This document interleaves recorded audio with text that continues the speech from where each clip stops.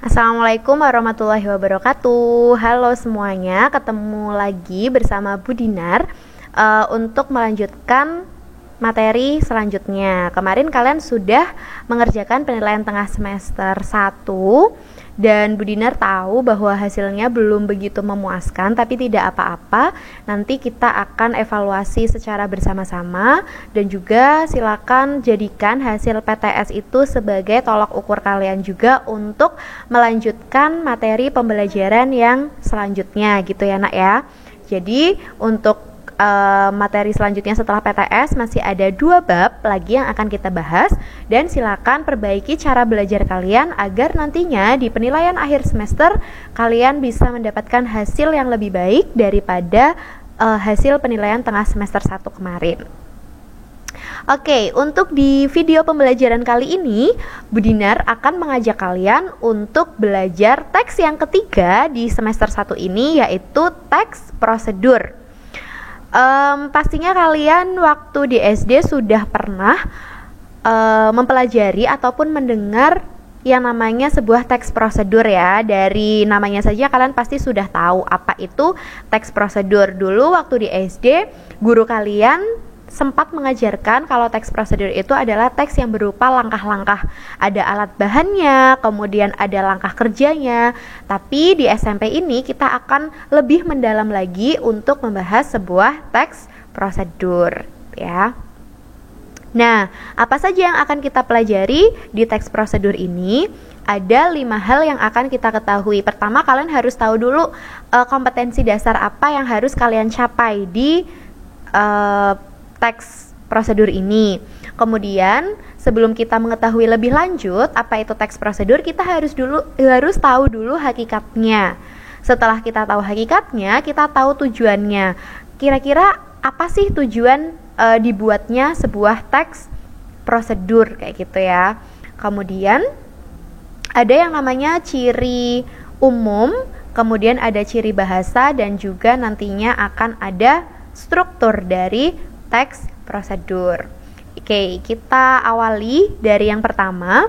Kompetensi dasar yang akan kita capai yaitu kompetensi dasar 3.5 dan juga 4.5, yaitu mengidentifikasi teks prosedur tentang cara melakukan sesuatu dan cara membuat dari berbagai sumber yang dibaca ataupun didengar. Sedangkan keterampilannya, kalian nantinya bisa menyimpulkan isi dari teks prosedur tentang cara melakukan sesuatu dan cara membuat sesuatu. Tentunya dari berbagai sumber yang kalian baca atau kalian dengar. Itu untuk kompetensi dasar yang akan kalian capai di teks ini. Kemudian yang kedua, nah kita harus tahu dulu hakikat atau pengertian dari sebuah teks prosedur.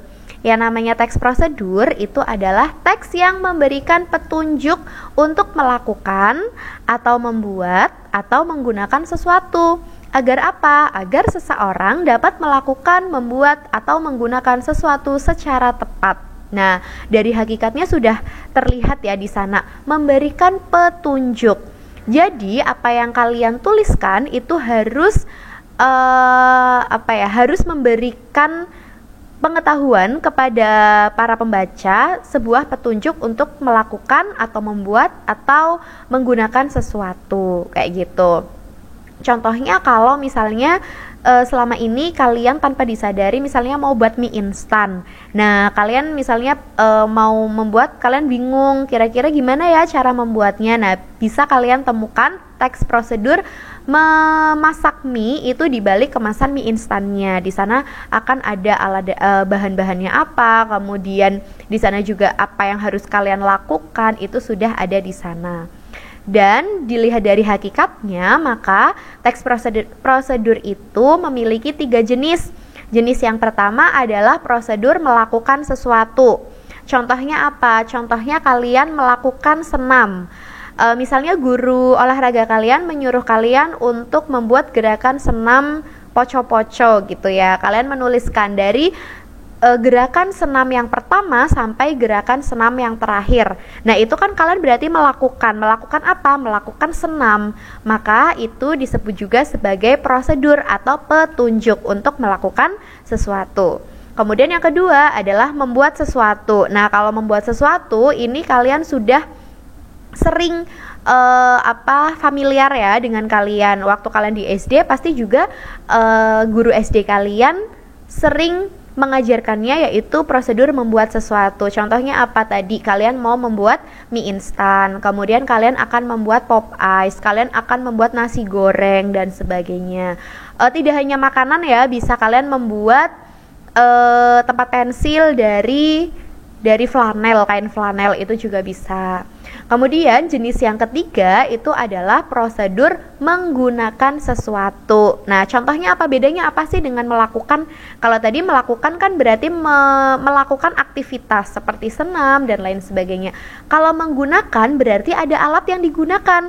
Contohnya ketika kalian akan praktik IPA, nah kebetulan guru kalian itu menyuruh kalian untuk menggunakan mikroskop. Nah, kalian itu bisa menuliskan prosedur menggunakan mikroskop tersebut. Nah, itu namanya adalah prosedur juga, yaitu jenis menggunakan sesuatu. Kayak gitu ya. Jadi kata kunci dari hakikat teks prosedur adalah satu, isinya adalah sebuah petunjuk. Kemudian petunjuk apa? Petunjuk 3 jenis, yaitu melakukan sesuatu, membuat sesuatu, dan juga menggunakan sesuatu. Kemudian selanjutnya, setelah kita tahu hakikatnya, kita akan menuju ke tujuan. Sebenarnya apa sih tujuan dibuatnya sebuah teks prosedur? Nah, seperti yang sudah kalian lihat di layar, tujuannya adalah untuk menjelaskan kegiatan yang harus dilakukan. Supaya apa? Supaya pembaca atau pemirsa dapat secara tepat dan akurat mengikuti sebuah proses membuat sesuatu atau melakukan suatu pekerjaan dan juga menggunakan suatu alat. Jadi, kalau kalian membuat teks prosedur, pastikan prosedur yang kalian buat itu sudah akurat, sudah tepat. Agar apa? Agar yang membaca prosedur kalian itu tidak kebingungan dan juga tidak kesusahan ketika akan membuat sesuatu atau melakukan sesuatu ataupun menggunakan sesuatu, gitu ya. Kemudian selanjutnya adalah kita masuk ke ciri bahasanya. Nah, sebuah ciri bahasa dari sebuah teks prosedur yaitu yang pertama, menggunakan kalimat perintah. Kenapa menggunakan kalimat perintah? Karena di dalam teks prosedur kalimat-kalimat yang digunakan itu haruslah secara efektif, singkat, padat, dan juga jelas. Biasanya kalau ini kan namanya petunjuk atau arahan, maka kita gunakan saja kalimat perintah. Kalau sudah menggunakan kalimat perintah, maka nanti dengan sendirinya kalimat itu akan menjadi efektif dan juga lebih efisien, tidak boros kata. Kemudian juga lebih singkat, lebih jelas, dan juga lebih padat juga. Itu kalimat perintah. Contohnya apa? Ambil, tutuplah, potonglah, gorenglah. Nah, semua itu adalah sebuah kata perintah yang menunjukkan bahwa kata tersebut digunakan dalam sebuah kalimat perintah.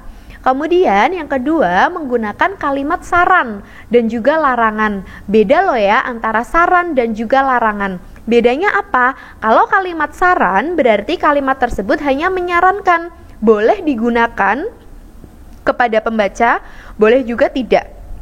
Jadi kita sebagai penulis tidak bisa memaksakan si pembaca. Mau diturutin ya alhamdulillah, mau tidak ya tidak apa-apa. Itu namanya saran. Beda dengan larangan. Kalau larangan itu memang tidak boleh untuk dilakukan. Hal-hal yang tidak boleh untuk dijalankan atau dilakukan atau digunakan. Nah, itu adalah sebuah larangan.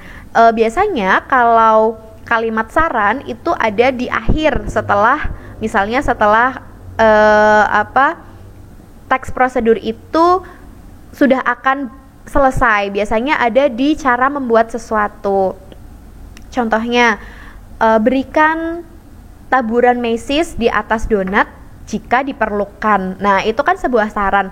Kalau memang kamu mau ya silahkan ditaburin, tapi kalau nggak punya mesis ya nggak usah ada mesis di sana, kayak gitu. Itu saran.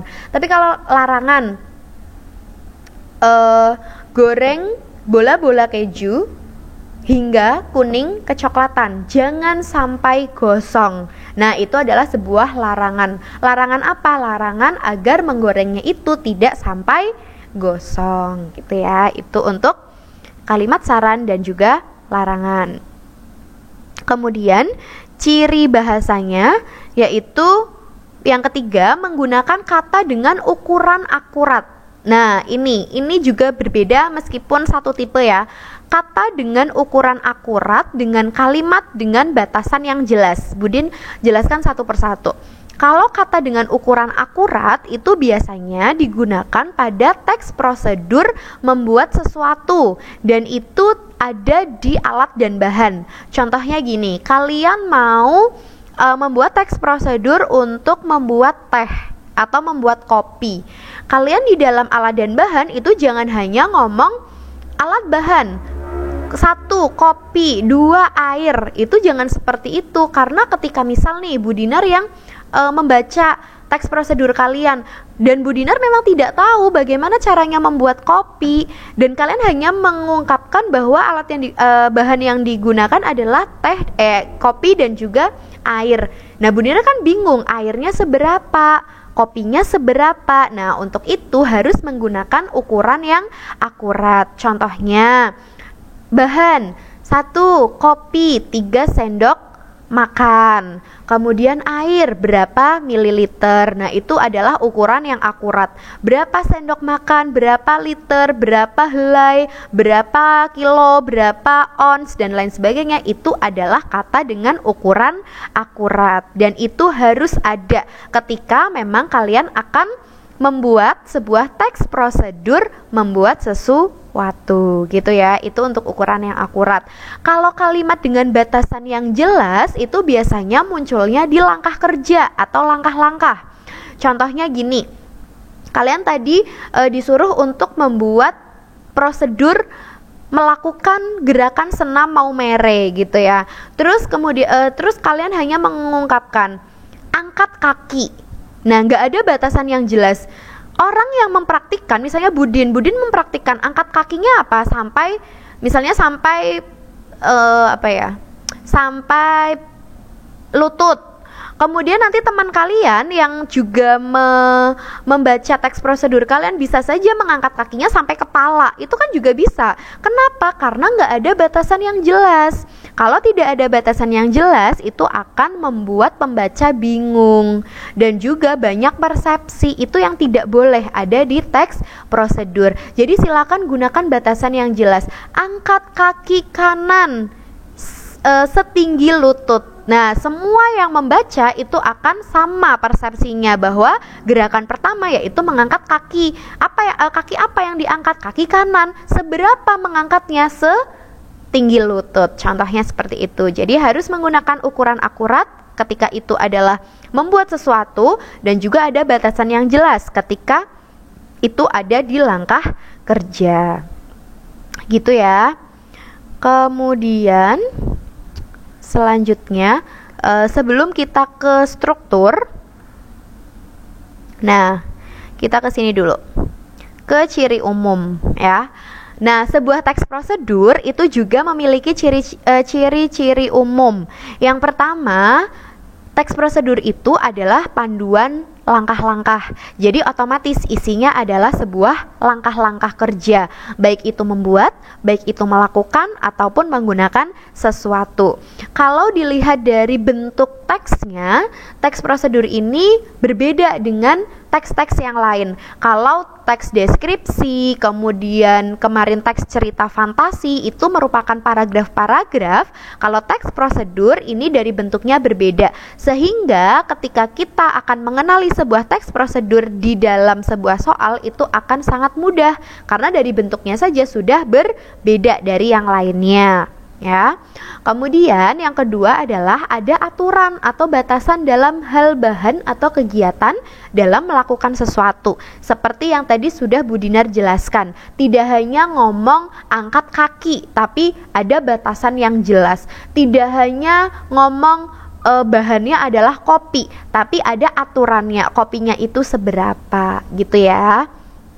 Kemudian yang terakhir ciri umumnya adalah isi kegiatannya itu dilakukan secara urut, atau ketika kalian menyusun sebuah teks prosedur harus urut langkah-langkahnya, nggak boleh kalian itu loncat-loncat. Contohnya kalian akan membuat teks prosedur, membuat kopi, jangan sampai nomor satunya itu kopi siap untuk disajikan. Yo tidak, kopi siap untuk disajikan itu nanti ada di langkah terakhir gitu ya. Jadi harus urut.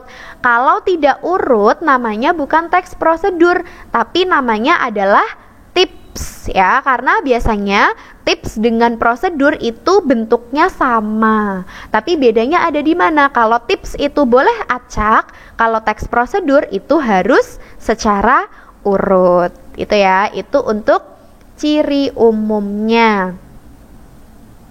Kemudian yang terakhir adalah struktur. Bentar. Yang terakhir adalah struktur. Nah, struktur dari teks prosedur itu ada 4, tapi ini hanya untuk yang cara membuat. Nanti untuk yang cara melakukan dan menggunakan itu beda lagi ya. Kalau untuk membuat itu ada yang pertama, untuk yang keseluruhan ya, itu ada yang pertama adalah tujuan. Jadi otomatis setelah judul itu yang harus kalian tuliskan adalah tujuan dari prosedur tersebut.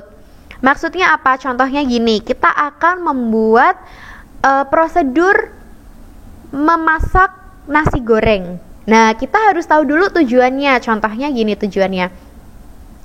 Sarapan merupakan hal yang penting dilakukan oleh setiap manusia. Sarapan yang bergizi dan juga sederhana akan membuat orang-orang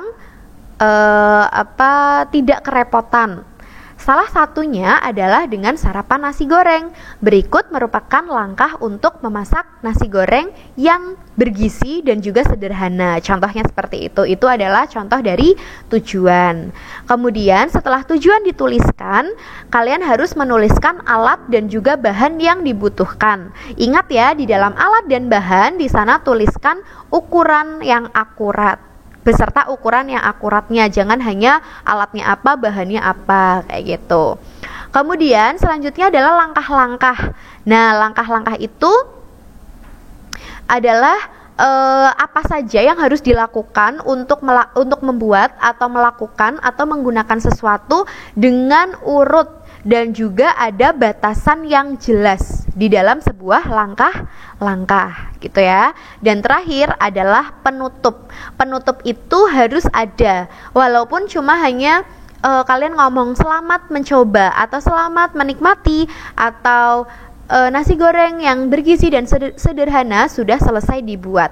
Nah, contohnya seperti itu tidak apa-apa, yang penting harus ada penutup. Nah, kalau kalian akan menuliskan teks prosedur yang berjenis melakukan sesuatu atau menggunakan sesuatu, strukturnya cukup 3 saja. Setelah tujuan langsung ke langkah-langkah, tidak usah menggunakan alat dan juga bahan karena memang tidak diperlukan. Itu saja yang berbeda dengan jenis prosedur membuat sesuatu. Gitu ya. Oke, terima kasih untuk video pembelajaran pada kali ini. Kalau masih ada yang bingung tentang apa itu teks prosedur misalnya, atau mungkin masih bingung di tujuan atau ciri umum, ciri bahasa, ataupun sampai pada struktur, silakan boleh kalian berikan komentarnya di grup daring masing-masing kelas gitu ya. Setelah ini nanti kita akan lanjutkan ke aktivitas pembelajaran yang selanjutnya. Terima kasih untuk hari ini. Terima kasih sudah menyimak video pembelajaran dari Budin. Sampai bertemu di video pembelajaran berikutnya. Budin akhiri. Wassalamualaikum warahmatullahi wabarakatuh.